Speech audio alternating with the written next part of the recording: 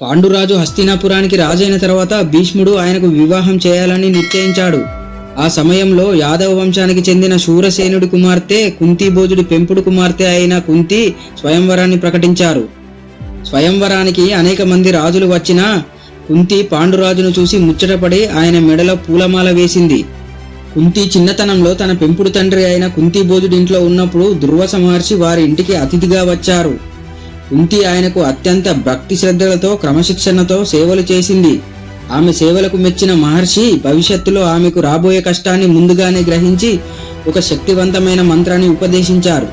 ఆ వరం ఏమిటంటే కుంతి ఏ దేవుణ్ణి తలుచుకొని ఆ మంత్రాన్ని పఠిస్తుందో ఆ దేవుడు ప్రత్యక్షమై ఆమెకు తనంతటి తేజస్సు గల కుమారుడిని ప్రసాదిస్తాడు. ఒకరోజు కుంతికి ఆ మంత్రం నిజంగానే పనిచేస్తుందో లేదో అని కుతూహలం కలిగింది. ఆమె ఉదయిస్తున్న సూర్యదేవుణ్ణి చూస్తూ ఆ మంత్రాన్ని పఠించింది.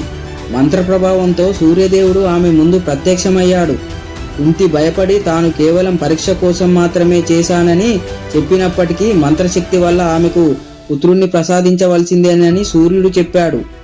సూర్యదేవుని అనుగ్రహంతో కుంతికి ఒక బాలుడు జన్మించాడు.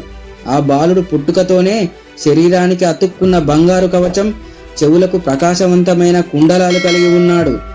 అందుకే అతనిని కర్ణుడు అనే పేరు వచ్చింది. పెళ్లి కాకుండానే తల్లి అయినందున సమాజం ఏమనుకుంటుందో అనే భయంతో కుంతి ఎంతో బాధపడింది. తప్పనిసరి పరిస్థితుల్లో ఆమె ఆ బాలుడిని ఒక పెట్టెలో పెట్టి గంగానదిలో వదిలేసింది.